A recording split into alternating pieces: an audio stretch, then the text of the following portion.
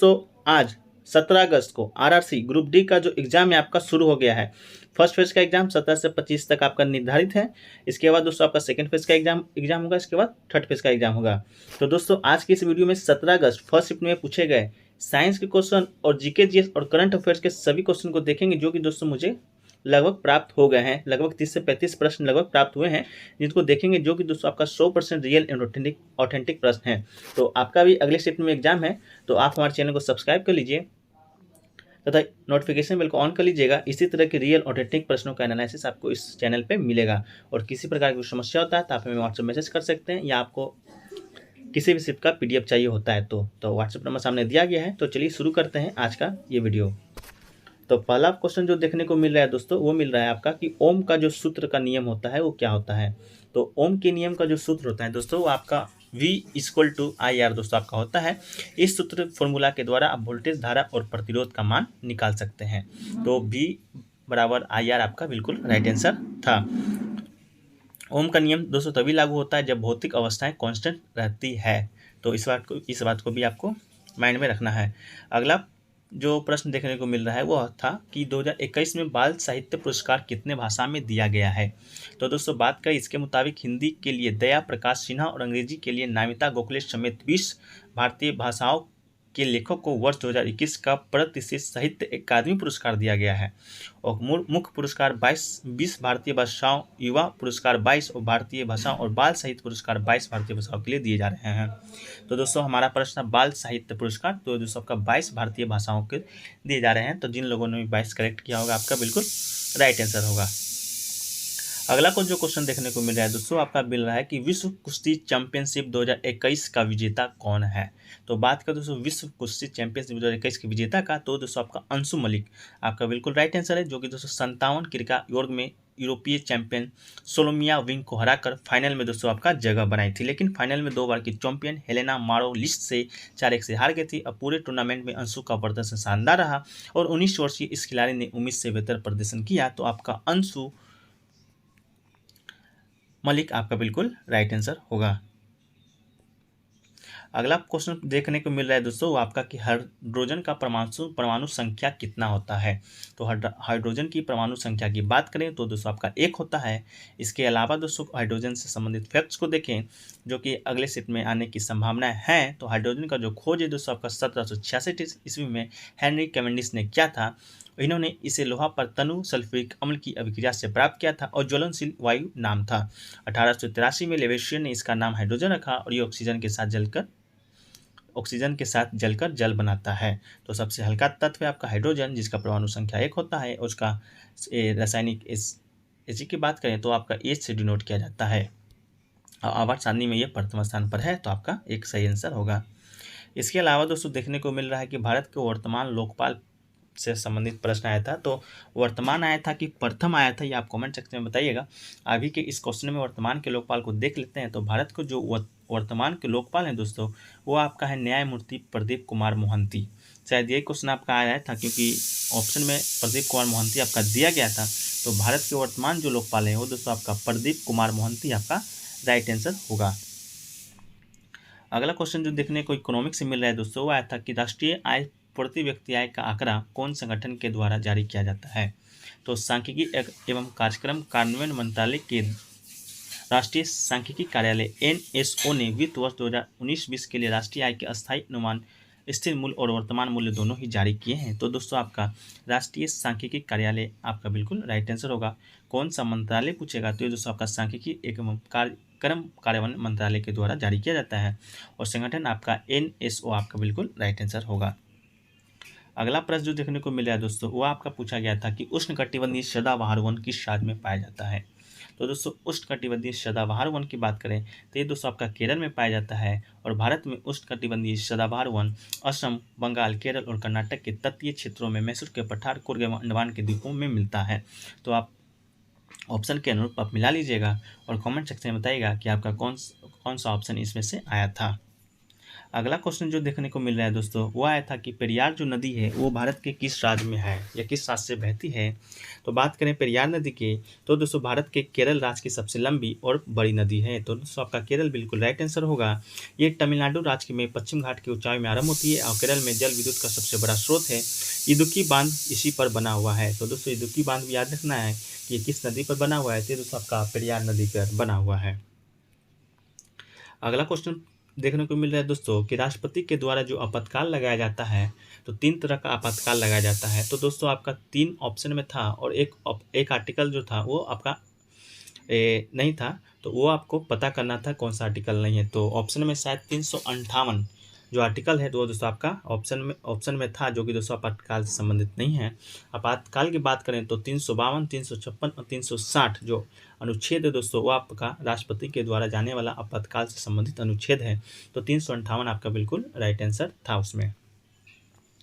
अगला पूछा गया था दोस्तों कि एड्स का जो फुल फॉर्म होता है वो क्या होता है। तो एड्स का जो पूरा नाम है दोस्तों आपका एक्वायर्ड इम्यूनो डेफिशिएंसी सिंड्रोम दोस्तों आपका एड्स का फुल फॉर्म होता है। एड्स दिवस की बात करें तो दोस्तों आपका शायद 1 दिसंबर को मनाया जाता है। तो एक्वायर्ड इम्यूनो डिफिशिएंसी सिंड्रोम दोस्तों आपका एड्स का फुल फॉर्म होता है। इसका जो ये आपका विषाणु जनित रोग है जो इसका नाम है HIV विषाणु से आपका ये एड्स होता है। इसका जो फुल फॉर्म होता है ह्यूमन इम्यूनोडिफेंसी वायरस से फैलता है। अगर इस किसी को HIV है तो ये जरूरी नहीं है कि उसको एड्स भी है, इस बात को भी ध्यान रखना है।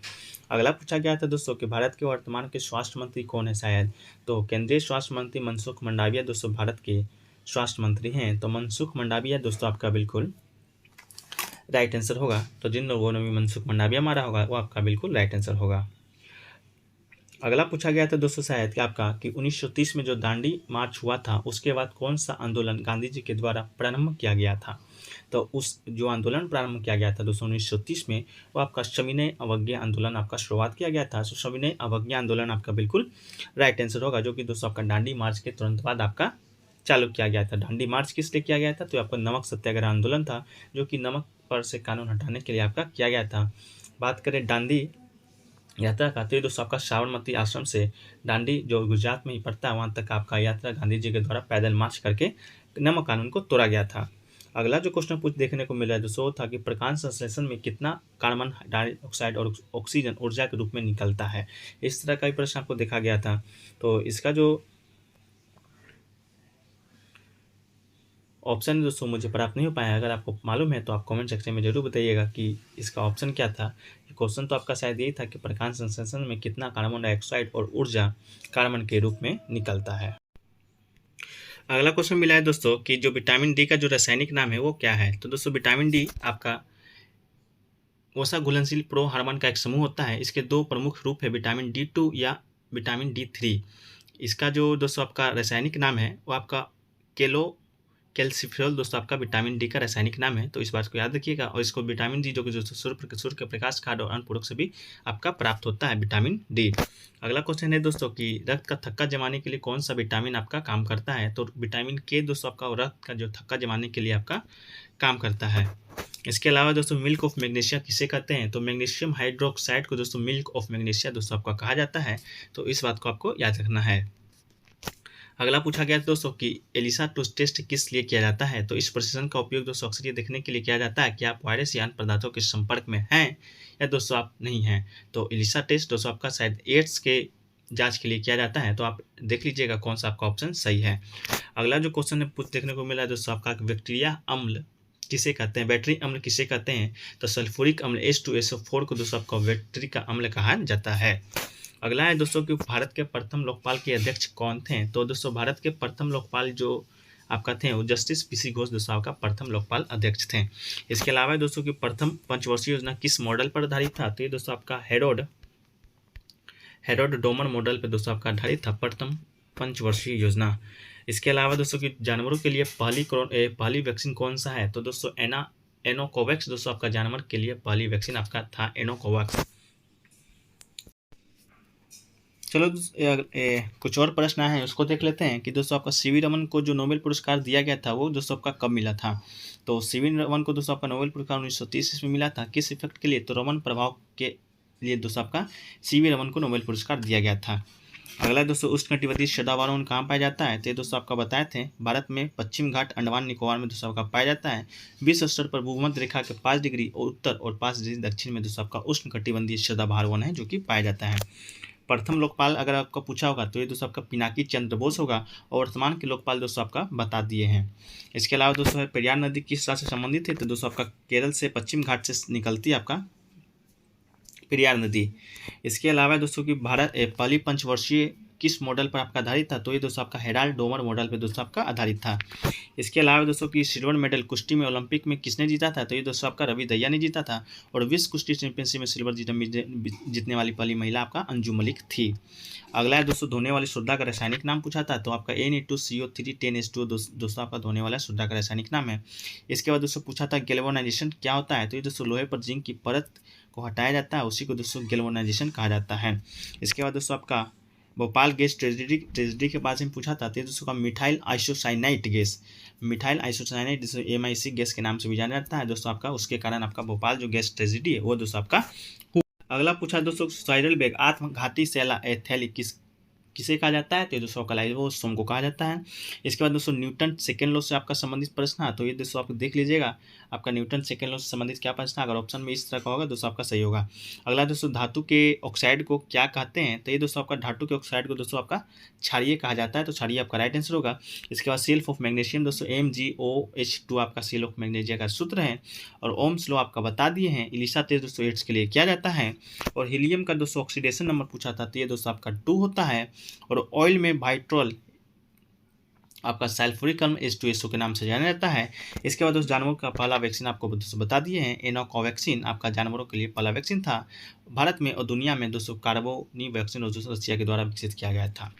तो दोस्तों ये रहा दोस्तों आज के इस फर्स्ट में पूछे गए जीके साइंस के सभी प्रश्न जो कि दोस्तों 100% रियल ऑथेंटिक प्रश्न हैं। तो दोस्तों आज के गुड अटेम्प्ट की बात करें तो आज का जो गुड अटेम्प्ट है वो दोस्तों आपका 70 गुड अटेम्प्ट आपका माना जा रहा है। 65-70 के बीच में जो दोस्तों आप अटेम्प्ट किए होंगे दोस्तों आपका बिल्कुल राइट आंसर होगा।